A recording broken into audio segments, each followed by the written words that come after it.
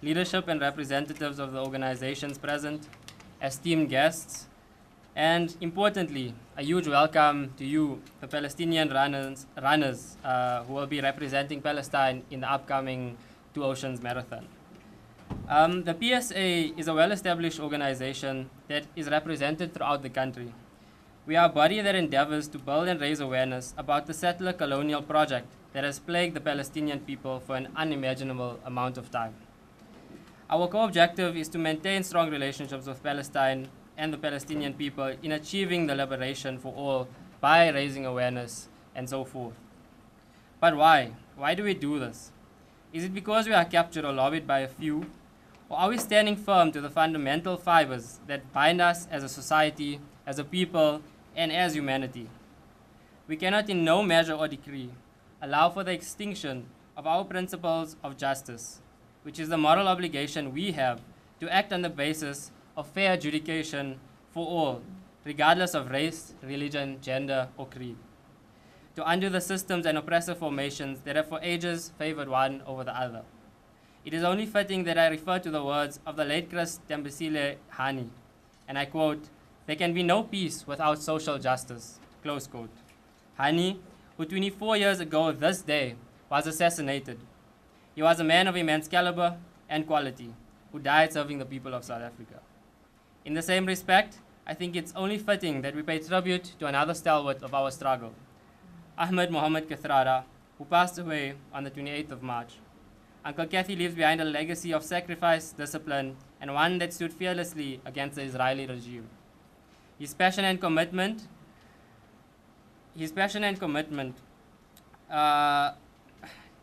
continuously drives us to always advocate for the Palestinian people.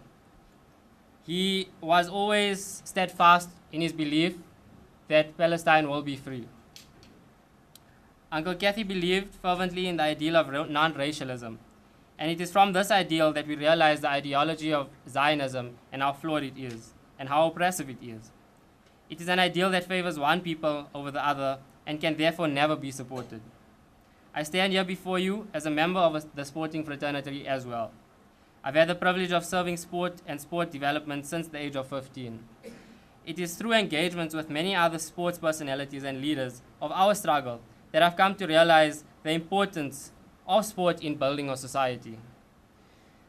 In the words of the late Dr. Abu Azvat, the people's doctor, I'll quote, "Sport is a microcosm of society," close quote. Through sport, we are able to express and champion change. Sport, as we know it, has the power of uniting people and building stronger bonds between one another.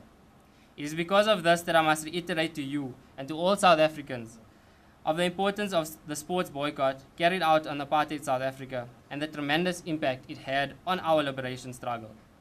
Therefore, it should be as important to take it upon ourselves to aid the Palestinian people through the sport and cultural boycott campaigns. Just 4 months ago, I witnessed firsthand the state of Palestine under illegal Israeli occupation. The memories still haunt me today. Palestinians are denied the very freedoms we take for granted. Just imagine not being able to play a football match in the next town or city because you aren't given permission at the checkpoints. You are denied permission at these illegal Israeli checkpoints. Checkpoints that limit access not just of movement, but of basic necessities needed to sustain life. But the people are resilient. It is only through them and their strength that I continue to advocate for their justice, for peace and equality. I'd be failing in my duty if I do not encourage the building of relationships between us and them, the kind of relationships that allow for growth and development of the Palestinian people, particularly in sport. We have the opportunity to give the thousands of Palestinian children a hope and chance at living a life that doesn't involve torment, oppression, and war. Just to conclude, I think it's important to note that the movement for the Palestinian people continues to grow within South Africa. We are firmly rooted in our activism, and through our everyday actions, the pickets, demonstrations, rallies, educational work, awareness campaigns, and the growing BDS network, we are able to disrupt the normalcy that the Israeli regime has perpetuated. To all my Palestinian brothers and sisters running in the prestigious Two Oceans Marathon, I send you my strength, the strength of the Palestinian Solidarity Alliance, its youth league, and the thousands of citizens in our communities who stand beside you in spirit. I hope that when you return home, you carry with you our love, determination, and messages of support.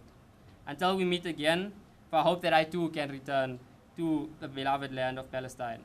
Long live the spirit of Chris Hani, long live.